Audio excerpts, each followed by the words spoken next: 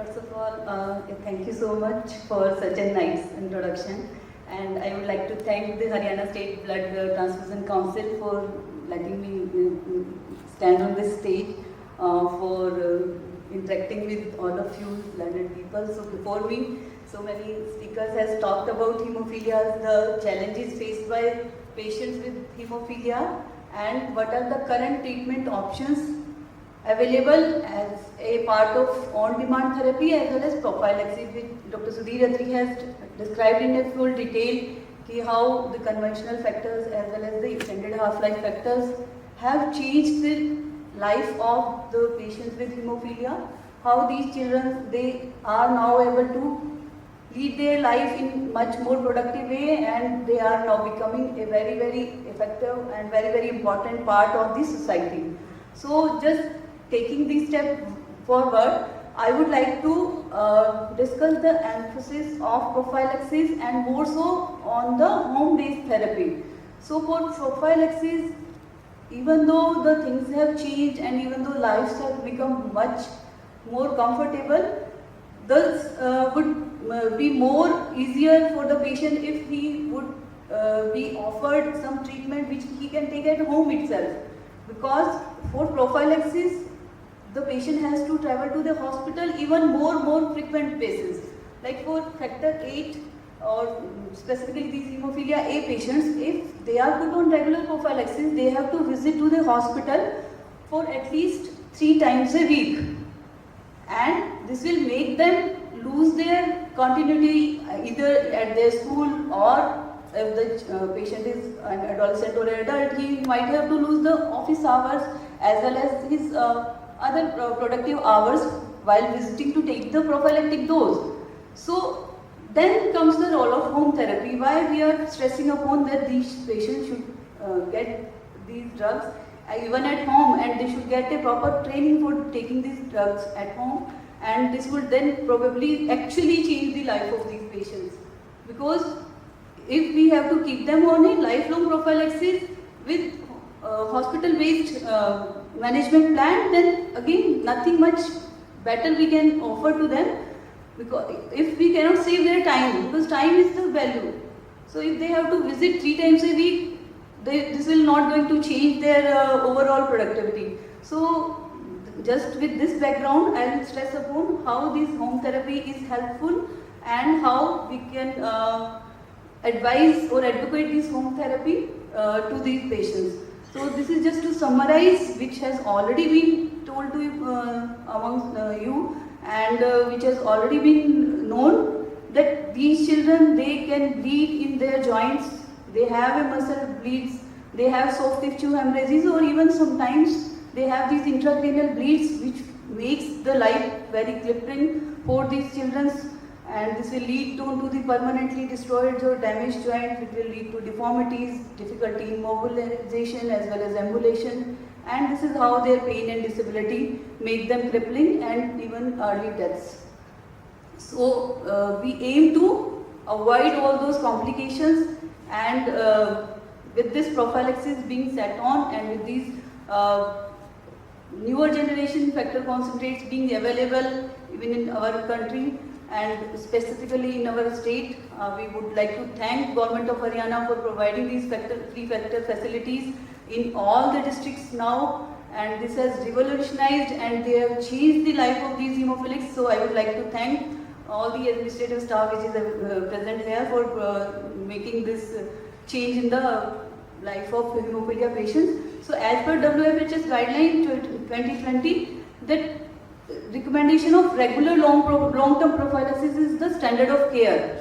But when the prophylaxis is not feasible, at least they should get the episodic on-demand therapy. But the drawback is that this on-demand therapy will not prevent the long-term joint damage. So that's why the WHS still advocates for a use of prophylaxis over the episodic therapy. And this has been already stressed upon by Dr. Sudhir Atri sir in his slides. So home care therapy is what? So this is the role, or this is the something which every patient with hemophilia aspire to, that this is the road to the independence, which is the right for everyone. And how it could be achieved? It could be achieved by using a guided therapy with the help of the healthcare providers and with, who are the members of the comprehensive hemophilia care team. So just briefly to summarize my presentation, that I would like to talk about the benefits and the risk of the home care therapy. I would like to talk about what type of home care therapy is there and how we can further assess and treat the joint bleeds if it happens at the home. So what are the benefits of home care therapy? So the benefits are the bleeds can be treated more quickly. So as and when the patient feels that there may be joint bleed, it will or he or she can take his dose immediately when the factors are available with him at home. Then it will delay the time to reach to the hospital, or it will avoid the time while the patient wastes while he travels to the hospital and waiting for the treatment in a healthcare setting. It makes it easier to implement the prophylaxis program, that the patient will be more compliant when he has these available factors at home as compared to visit to the health facility 2 or 3 times a week. Then it will also help the family to gain confidence while caring his child with a bleeding disorder, and it will be more comfortable for the parents also to maintain his patient's day-to-day activities more easily. Then it allows the person as well as his family to be independent of the healthcare systems. Like he is not dependent whether this is a daytime or a night time when the child has started bleeding. They can even transfuse at night. So sometimes a patient might be residing in a very remote area and he is not having any good communication facilities available. So at that time, if a bleed happens, he has to wait till morning to reach to a healthcare setting, and this will increase the chance of bleed and joint damage, and this can be avoided by using this home-based therapy. Then it will also reduce the number of in-hospital stays as well as the outpatient visits, because once we control the bleed at an early hour, as Dr. Arians had told, that we should give this first dose of the factor within 6 hours of start of the bleeding, and it will prevent the further joint damage. So if that golden hour rule can be applied, so this will prevent the healthcare cost also for the management of hemophilics, and it will reduce the disruption of the family daily activities. As I have told you, the school absenteeism and the office absenteeism can be prevented when we use this home-based therapy, and it will build a further strong partnership between the family and the comprehensive care team, and it allows the person to be more social. School and normal social activities can be maintained. Then what are the risks? So it's not that there is everything good about this home care. There are certain risks that the bleed could be missed, or if the bleed is not being properly managed. Supposedly, if the patient is having a headache, or if the patient is having some kind of internal bleeds, like there may be some GI bleed, those bleeds may be missed. Like the patient might miss it with just a simple plain abdomen, and he might be having a Schwarz bleed or Schwarz hematoma, or he might be having hematuria. So those severe bleeds may be missed by the parents if they are not well educated and well informed about the signs and symptoms. Then there may be some poor response to the treatment, like if the patient is already had these inhibitors being formed, or if the patient is having poorly controlled bleeds or the pain, or if he has already the target joints being developed. So in these scenarios, the routine, the management protocol may not be sufficient, and they may need to be having some modifications regarding the protocol, and for those the child or the patient has to visit to the hospital. Then there may be improper storage of the clotting factor concentrates and the medications, and this problem is specifically important and relevant for our part of the country, that most of our patients, they come from a rural background and they don't have the facilities for refrigerator, or even if they have, they might not have a regular electricity supply and all, they might have this episodic. So at that point of time, the storage of these factors will be an issue, and the efficacy of these factors, the potency may be lost during those issues. So that is a very important aspect, that even though family is well motivated, patient is motivated, they know how to take these factors, but these external factors may then just abolish whatever our goal for the management is there if we infuse them in impotent or ineffective factors. Okay, then the infection and damage to the vein and the venous access is always an issue. Supposedly, if we have put a patient who is very young, like a 2-year, 3-year-old child, So sometimes there are scenarios where it's a challenge even if it's an experienced physician to establish an IV access, because these children sometimes are very chubby and their veins are being utilized again and again. So getting a proper venous access remains an issue, and the same issue may be arising while the parents themselves are transfusing their child. So this challenge always remains, and injury to other family members and the other familial issues, they might also be an hindrance to proper home care therapy. Then way to reduce these risks. So how we could reduce this or how we can address these challenges in the home therapy. The first and foremost thing is that when the parents or the children, they notice that there is an injury to some critical part of the body, like peripheral bleeds or joint bleeds, they can be handled easily at home. But if supposedly there is a risk of having a head injury or an intracranial bleed or some pain and difficulty in swallowing, and there is a change in voice, and supposedly we are thinking that maybe bleed in the neck and throat, there may be pain in abdomen or hematuria. So there are certain situations where we think that this bleed is going to be a severe kind of bleed. So in these scenarios, immediately they have to report to the hospital setting.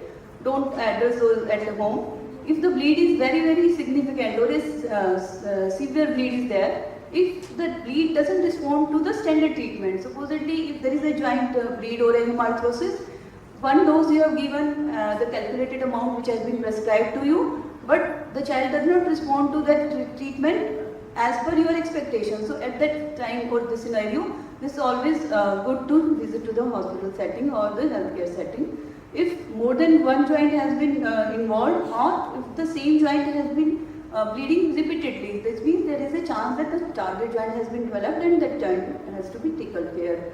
Then you should always be in communication with the nearest healthcare center or the hemophilia treatment center, where you have all your previous records available and the physician, they all know about what are the baseline conditions or basic scenario and how you are responding previously, and you should bring them with the details of what type of bleed is there, how long you are being on these prophylaxis treatment, and what are the current medications you are on. So this communication should be very, very clear to the comprehensive care team, so that it could be discussed easily and the further treatment protocol can be advised to you. Then these records, they can be maintained through either a physical copy or maybe nowadays electronic copies, and certain softwares are also available where the record of these hemophilics can be kept in that electronic device, like in smartphones or so. Then types of home care. So types of home care, as I told you, ideally should be the prophylaxis which should be there in the home care settings, like you already have your treatment protocols set by a registered or the authorized medical practitioner or a physician, and that protocol you have to follow at home without any active bleed being happening in between. But what is the current practice now is only the on-demand therapy, where the infusions are given as soon as the patient or the caregiver feels that there is an active bleed, and the goal is to promptly stop the bleeding there and then only, so that they don't have to rush to the hospital immediately in an emergency setting, because once bleed has already happened, traveling can also further complicate the situation, and the same situation can be handled even with single injection if we give it at home, while it might need a 2 or 3 days therapy once the situation or the bleed has progressed further. And the prophylaxis is based upon the regular prophylaxis regime if the child is on, maybe low dose prophylaxis or a moderate dose prophylaxis, which the physician has advised, that can be taken care of. These prophylaxis can be either long term, short term or occasional prophylaxis. So routinely or ideally there should be a long term prophylaxis, that whenever we have diagnosed that this patient is a hemophilia A patient, they have to be started on these long term prophylaxis or the primary prophylaxis before the second joint bleed starts. And this is the ideal situation, and because of the lack of motivation, lack of the infrastructure as well as the lack of resources, this has not been yet practiced all over the center. There are few centers who have started this as a pilot project in some of their patients, but still most of our patients, they are either on short term prophylaxis or on the occasional prophylaxis, where the prophylaxis has been started before something which has been planned, or some scenarios like if the surgery for some condition has been planned, so there they might have been started for a short-term prophylaxis, and the prophylaxis can be continued just to cover that acute event. Then there are certain home-based therapies which are available other than the factors. So like this desmopressin therapy is also available, again not routinely available in India or not routinely practiced in patients with severe hemophilics, but yes, it definitely has a role in patients with von Willebrand disease, patients with mild to moderate hemophilia, as well as in patients with platelet function defects. So there it can be either given through intravenous routes, or there are certain other routes which are also feasible, like in subcutaneous or the intranasal routes. So this becomes again a part of the home therapy which we have to advise for every patient who come up with us with hemophilia, so that the doses of these prophylaxis drugs, they can be reduced. And this comprehensive care team, as Dr. Ariento has already told, that which comprises of a primary physician, then it contains the nurse coordinator, it has the physiotherapist, it has the dental surgeon, it has the psychologist. So all those members, they have to make a joint decision about when it is best for the child to begin a home care program. And there is no standard age which has been defined for starting this. And ideally, this program should start when before the child starts his schooling. So this means once the child leaves the home, where there is lot many exposures and there are a lot more opportunities of this child to get involved in so many outdoor activities. So that is the time where practically we should start our prophylaxis as well as the home-based therapy. And this plan for this home-based therapy has to be made, and the parents are made responsible for this home care therapy. And for children, these are the parents or the caregivers which are trained for this home care therapy to give to their child, and they are advised for what type of activities or what type of bleeds, how much they have to infuse, and what are the practical issues they feel that they are coming across. They have to report it, they have to make a detailed record of the drugs which are given to the child, and then they will bring up all those records to the doctor while they are visiting for their regular follow-up visit. So there is never too late to learn. So any person who is on prophylaxis, specifically like when we want to start it in our setting, we are planning to start in more older patients who themselves can understand something about their disease itself, and who themselves have suffered about the agony of this particular disease, and there we can train them how to put these IV lines, and we can start them on a prophylaxis program as a pilot project. So already some of our patients are on this program. So we are not giving them a home-based therapy, but we have trained them in providing this home-based therapy. And in future we are planning to this home-based plan also. So before starting this, we have to describe the bleeding disorder accurately. The diagnosis has to be clearly written on their charts, and the dose of the factor which needs to be given for different type of bleeds, like in hemarthrosis, lower doses has to be advised. For muscle bleeds and traumas, so different doses. So those has to be recorded appropriately and correctly in their records. And then we have to tell them how to prepare and infuse these factors correctly. We have to tell them or train them regarding the proper storage of these factor concentrate. And after using these factor concentrates, we have to tell them about the proper disposal of these waste which are generated, like how to dispose the syringes and the cannulas as well as the other contaminated material safely, and recognizing and describing when to contact the hemophilia treatment center regarding their bleeding episodes, and the follow up to the HTCs regularly with their records, so that their management can be titrated ups and downs. Then they have to also learn about accessing their bleeds, how severe is their bleed. So that means if they are in doubt that whether there is a bleed or not, it's always better to treat. So whenever there is a sensation which has been labeled as aura, so that can be appreciated by the child itself, that he can feel that there is a feeling of some tingling, warmth or some hotness in the joint. So if there is a doubt whether there is a bleed or not, no need to get it confirmed, just infuse or just take a single vial or maybe the appropriate dose, and that dose may be in the nearest vial. So if supposedly the dose comes out to be 400 IU, so we have to tell them don't waste the rest of the dose, just infuse the full vial there and then approach the next or the nearest comprehensive care center if you feel that the symptoms are not improving. Then if the bleed is associated with large blood loss, consider it as to be serious, and again there is a need to move to the hospital. Then how to calculate the dose? So as we all know about our the basics like when to treat and how to give, depends upon the body weight, depends upon which type of hemophilia the patient is suffering, whether it is A or hemophilia B.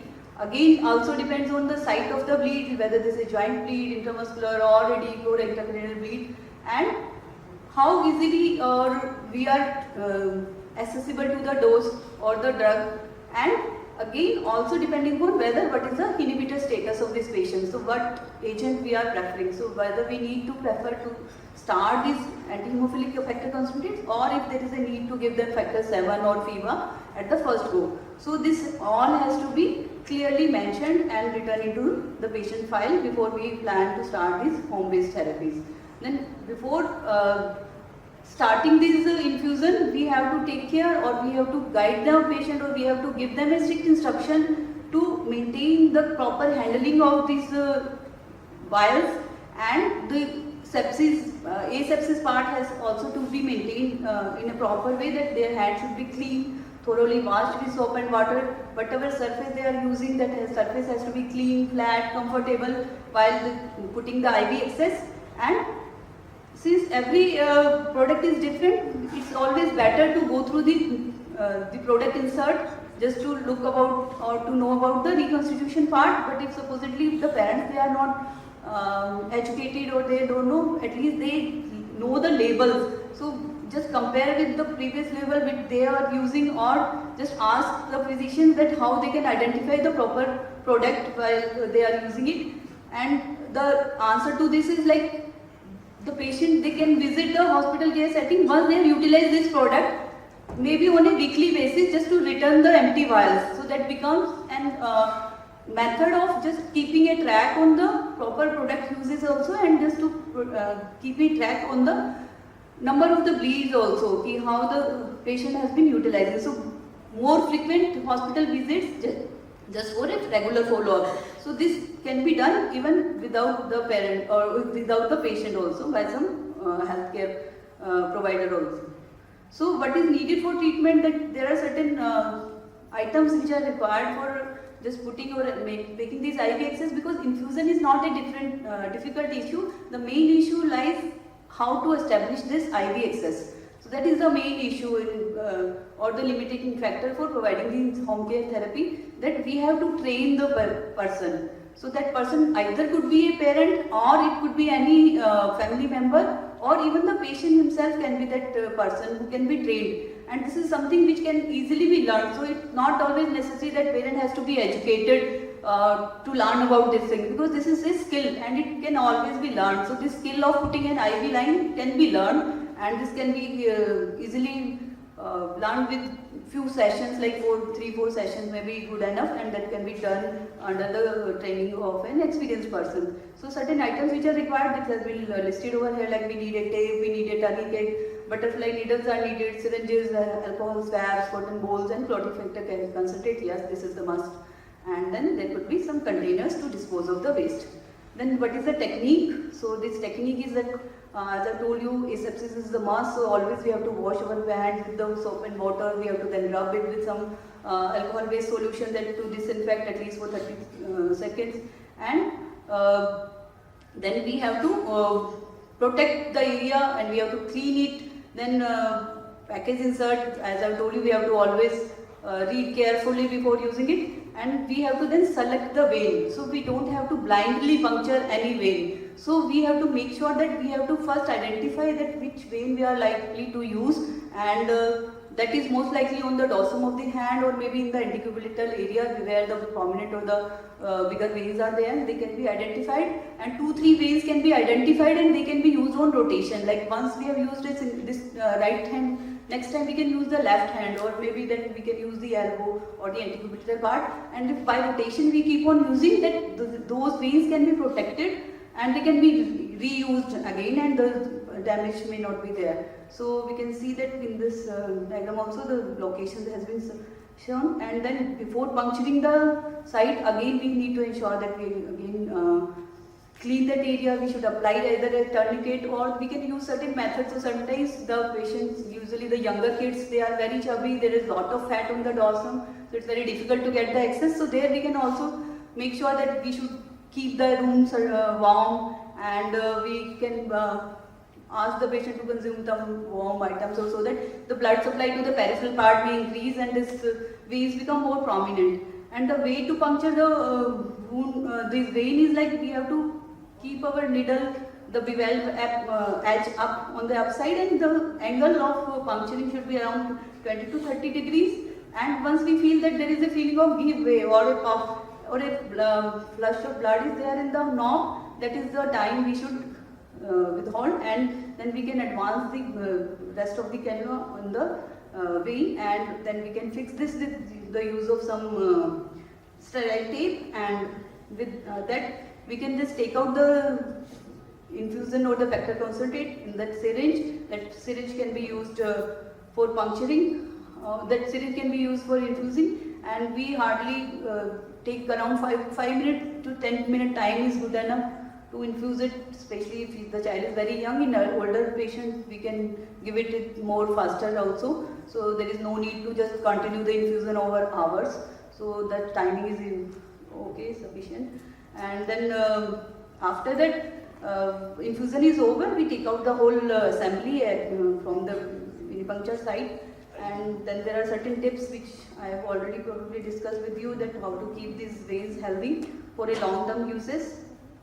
Then after this infusion has been done, how to discard these needles safely in the boxes, and we have to again wash the surfaces as well as the hand. Then record keeping, this is again the most important part of the home-based therapy, that since these are so costly products and optimal utilization is very important and crucial, so we should not even waste a single drop or single ml of this solution. So whenever you are using, we should use these products very rationally, and the record keeping is very must, and this is true for the patients also, that they should keep that record and bring that record back to the hospital so as to reinforce that full utilization has been happened and there is no misuses. And this again help in making these patient oriented treatment programs effective and more efficient. Then yes, there are certain allergic reactions which can be observed with the use of these products. So there could be some local reactions which are more common, but being a human product or a plasma product, these are not devoid of any of these kind of transfusion type reactions, like there may be transfusion of certain infections. Then there could be the formation of inhibitors, which we all know about. This is a very dreaded complication when patient with hemophilia that can happen. So we should all take care of these, and we should keep a record of this. That is again the most important thing. Storage, as I have told you, that these patients, these medications, these should be handled with a great care, and the cold storage should not break at any point of time, because this is what is the most important and which is the crux of whatever the treatment plan has been done and provided for these patients. So the temperature should be very well stored, very well maintained, and the storage supplies like syringes, needles, they are also to be stored in a proper way. So there should be no reuse of these disposable syringes or needles, and even these cotton swabs which we are using. So sometimes the parents or they keep it in open or some plastic poly bags or something. So that practice has to be avoided. They should use a proper plastic container for that purpose of fact, or even they can use certain disposable. Reinforce this home-based therapy, that this treatment as the first sign of bleeding, even if the patient is on prophylaxis, is the rule of the thumb, that we should not wait for the bleed to progress to any extent, even if we have already started this prophylaxis and the child is doing very well. So acute bleeds are reported in the patient on prophylaxis. Then if unsure, then we should contact our HCC, and maybe we can just take the first dose and then we can report to the HCC.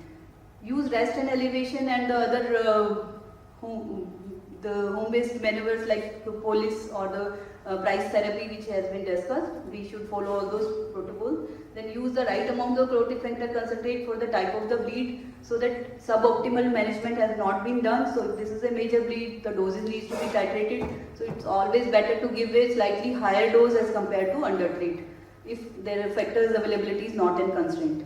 Then always use the complete vial, that we should not waste. And then never infuse alone, so it's always preferable to infuse the factor in the presence of some adult or someone else, so that even in case there's some allergic reaction or some adverse event happens, so that can be handled very well. So if the factor concentrate will not dissolve, or if the liquid is not clear, or if you are having doubt, so at least we can avoid using it. We can just keep it safe, and we can just hand it over back to the facility. While we are giving the empty vial, we can back report to the facility with the label of the drug. And record keeping is always the must, and keep your skills up to date, that we can always, so whenever you are facing certain problems, or the parents are facing problems if we are not able to identify vein, so they can always come back, train them again and again. There could be regular trainings also which can be organized, CMEs workshops can be also be organized, and just remember that when in doubt we always have to infuse. So with this I will finish my talk, and I will be happy to take any questions.